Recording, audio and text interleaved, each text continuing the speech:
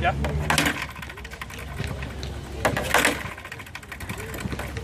Hey, I'm JL, and in this lesson, I'm going to talk to you about the forehand and how you can use the topspin memory board to improve your forehand or to learn to do a better forehand. Let's talk about a few things first. The first thing you need to know is that the game of tennis is based on spin. You have to learn to spin the ball. A forehand, more or less, the frame of it looks something like this. Like if I did a forehand without the racket, I would probably do something like this, right?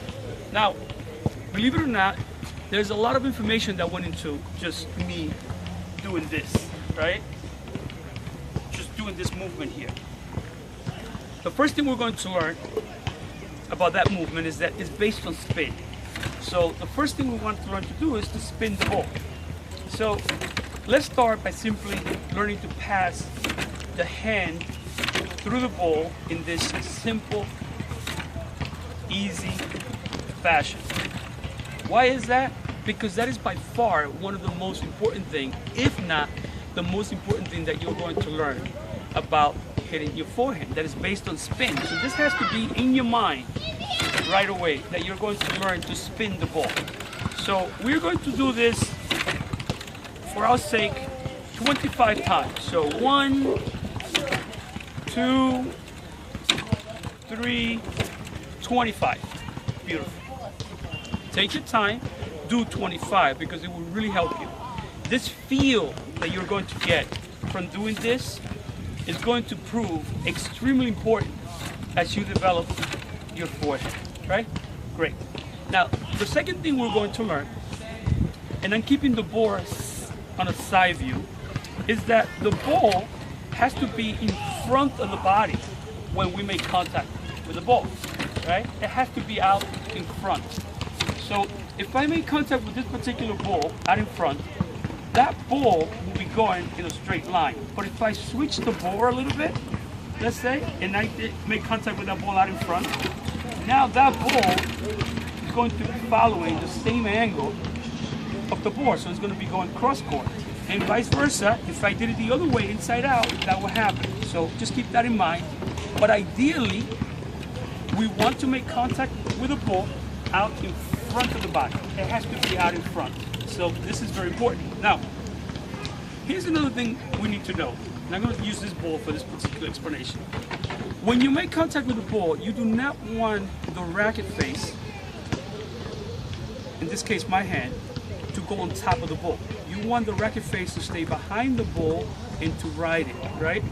This helps to explain why the ball is not curved in this angle, so that when you do this, right, you go straight up. So you want to go behind the ball and up.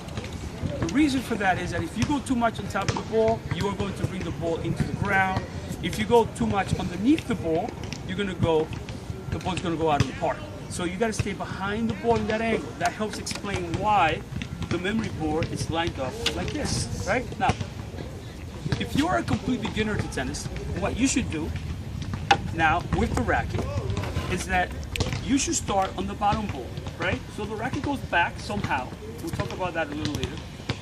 You drop the head of the racket and then you ride the strings only behind the ball and over your shoulder. So I'm going to do this 1, 2 times, and ideally I would do it 25 times. You do 25, 20, 15, what have you. Now, let's talk a little bit about how the racket goes back. When you bring the racket back, you have a few choices. You can either bring the racket in this fashion, sort of like a reverse happy face, right? Or you can bring the racket straight back. It is entirely up to you how you decide to do this, because it is not always the same. It's going to change from stroke to stroke. It's going to be pretty similar, but it's not always going to be the same. So you decide how you want to do that part, right? Now, if I have to make a suggestion, I would say bring it back in the reverse happy face, make contact with the ball, right? So this is your forehand right here. It starts back here, you go slow, slow, slow, slow, slow, slow, slow, and you finish here. Now, let's talk a little bit about the feet now. When we hit a forehand, we have a choice of positioning our feet. One is called closed stance, the other one is called open stance. A good tennis player can do both. He can do either a closed stance, right? Or he could do an open stance. An open stance meaning that your feet are lined up somewhat like this, and he'll make contact with the ball and finish the follow through. You should practice both when you use the topspin memory board, because you do not want to condition your feet to favor any particular stance. So you should do both. Close, check yourself, make sure you're there, then go back and you practice open. Now, let's talk a little bit about the grip. How should you hold a racket? To hit a forehand, we usually have about 3 grips. We have an Eastern forehand grip, which is this one right here, right? Hand is right behind the grip. We have a semi-Western grip where we actually move the hand a little bit more that way. And we also have a full Western grip. You decide which grip feels best for you or which one you like the most.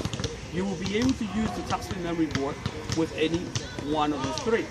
Now, my suggestion, if you're a beginner tennis player, start with an Eastern forehand grip.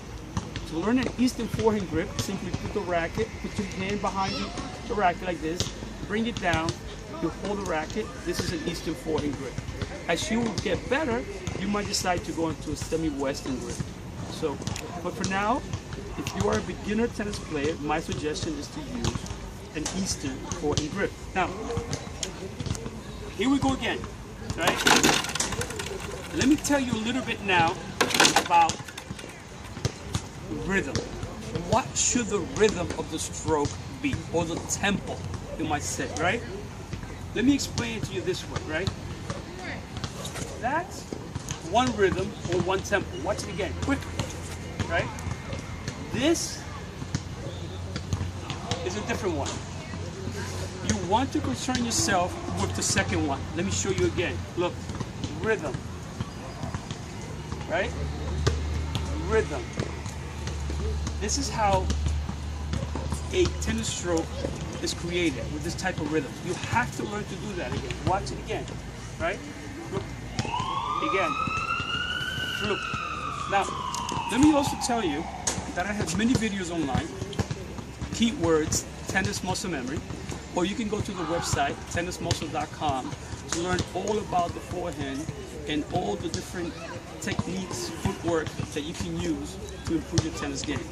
Next time, oh wait a minute, wait. One last thing that I want to tell you about is that I want to talk about the ball. When we hit a tennis ball in tennis, we have 2 choices. One is to hit the ball on the way up. The other one is to hit the ball on the way down. You should learn to hit the ball on the way down as the ball is dropping towards the ground. Not to be confused with hitting the ball late behind the body. It is okay, and in fact it's easier to hit the ball on the way down. That is what most professional tennis players do, and that is what you should learn to do. Until next time, check it out.